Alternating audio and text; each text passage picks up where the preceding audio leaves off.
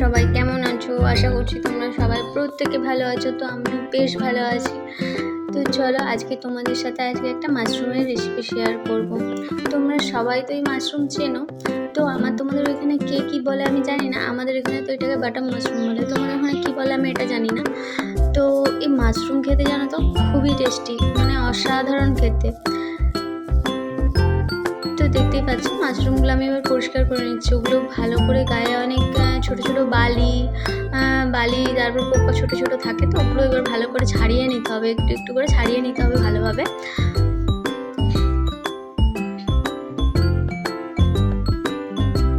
আর জানো তো এই মাশরুম খেতে খুবই টেস্টি হয়।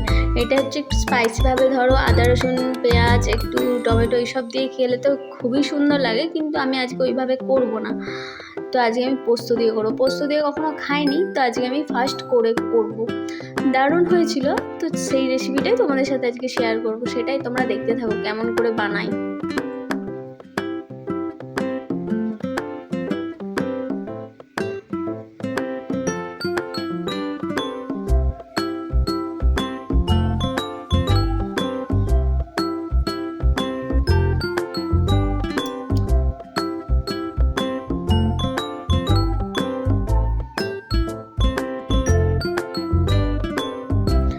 এই মাশরুমের এই ডাঁটাগুলো ছিল না, এইগুলো আছে না, তো আগে আমি ফেলে দিতাম, কিন্তু তারপরে দেখলাম এগুলোও খাই, এই জন্য এগুলো এখন দিই।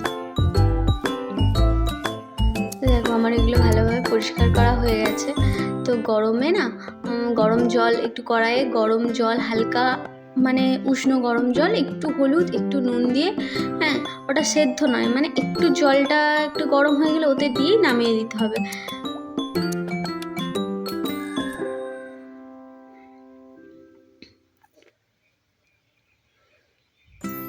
দিয়ে দেখো এবার যেহেতু অল্প, ওই জন্য অল্প মাশরুম ছিল, ওই জন্য অল্প পোস্ত।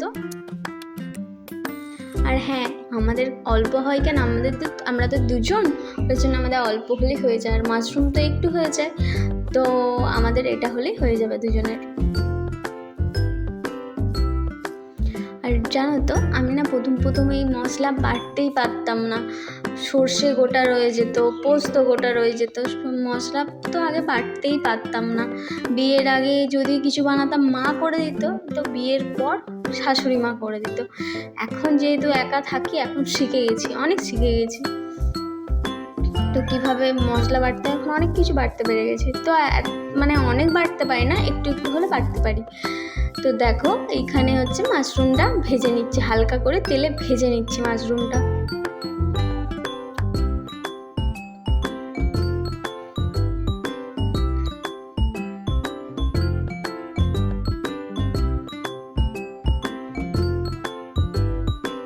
দেখো মাশরুমটা হালকা করে ভেজে তুলে রেখে দেবে আবার। আর জানো তো এই এক হাতে ক্যামেরা এক হাতে রান্না করা যে কি অসম্ভব কষ্ট না, যারা করে তারাই বোঝে।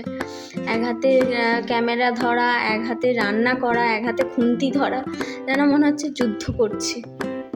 দেখো পেঁয়াজ দিয়ে দিলাম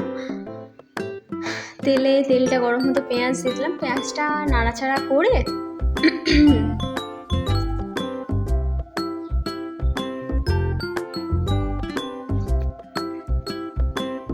এবার কিচ্ছু লাগবে না, পেঁয়াজ টমেটো আর কাঁচা লঙ্কা। তো আমার কাছে কাঁচা লঙ্কা ছিল না, কাঁচা লঙ্কা দিলে খুব টেস্টি হতো, কিন্তু আমার কাছে কাঁচা লঙ্কা ছিল না, সেই জন্য দিইনি। তোমাদের চাইলে তোমরা দিতে পারো, কাঁচা লঙ্কাটা ওই পোস্তর সাথে বেটে দিলে ভালো লাগতো।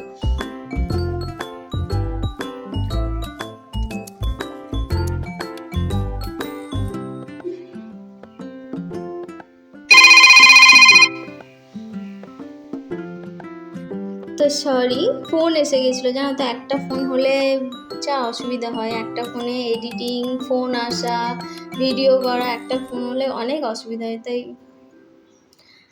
তো একটু অ্যাডজাস্ট করে নিও। তো দেখতেই পাচ্ছ টমেটোগুলো দিয়ে দিলাম।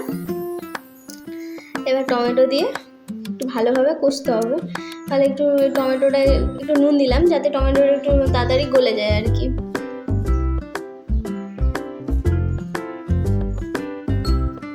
তারপরে দেখো ওটাকে ভালো করে কষতে হবে, ওটা ভালো করে কষিয়ে নেবো।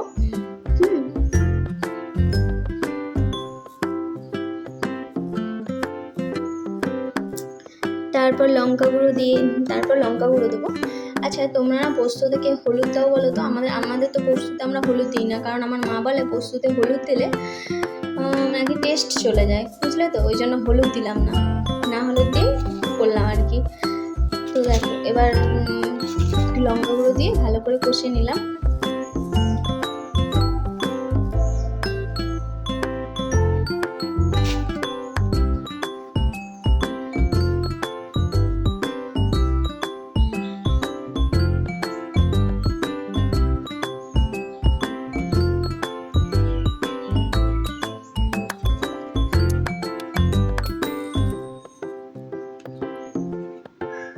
দেখো, এবার পোস্তটা দিয়ে ভালো করে কষতে হবে, এটাকে ভালো করে কষাতে হবে যাতে সে উপর থেকে তেল ছেড়ে যায় আর কি। ভালো করে কষিয়ে নিতে। আচ্ছা, তোমরা কে আগে রান্না পারতে বলো তো বিয়ের আগে?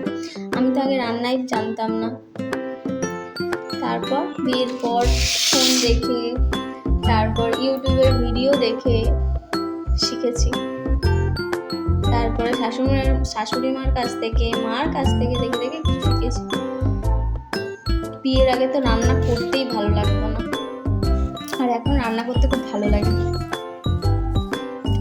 দেখো, অল্প অল্প করে যে উপর থেকে যে তেলটা ভাসছে না, ওটা হয়ে গেলে এবার মাশরুমগুলো দিয়ে দেবো। মাশরুমটা দিয়ে ভালো করে কষাতে থাকতে হবে।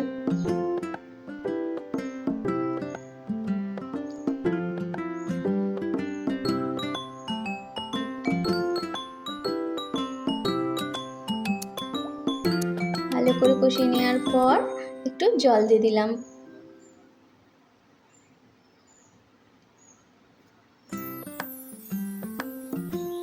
আর জানো তো, রান্নাটা জাস্ট ওয়াও খেতে হয়েছিল, মানে অসাধারণ। ওইটা দিয়েই তো তোমার এক থালা ভাত খাওয়া হয়ে যাবে, এত ভালো খেতে হয়েছিল। আমি ভাবিনি কখনো এত ভালো খেতে হবে বলে। আগে তো এইভাবেই বানাতাম, একটু স্পাইসি করে বানাতাম, কিন্তু এইবার প্রথম বানালাম তো, কিন্তু রান্নাটা অসাধারণ খেতে হয়েছিল। মনে হয় এইটা দিয়েই খাওয়া হয়ে যাবে। আর পাশে যদি একটা ডিম ভাজা থাকে তাহলে বলার মতো নয়। দেখো, ওপর দিয়ে একটু তেলও ছড়িয়ে দেবে, হ্যাঁ, সর্ষের তেল একটু ওপর থেকে ছড়িয়ে দেবে। তো আজকে আমার রেসিপিটা কেমন হলো সেটা জানিও, আর আমার পাশে থেকো, আমার চ্যানেলটা সাবস্ক্রাইব করে দিও। তোমরা সবাই ভালো থাকবে, সুস্থ থাকবে, আমার পাশে থাকবে। টাটা।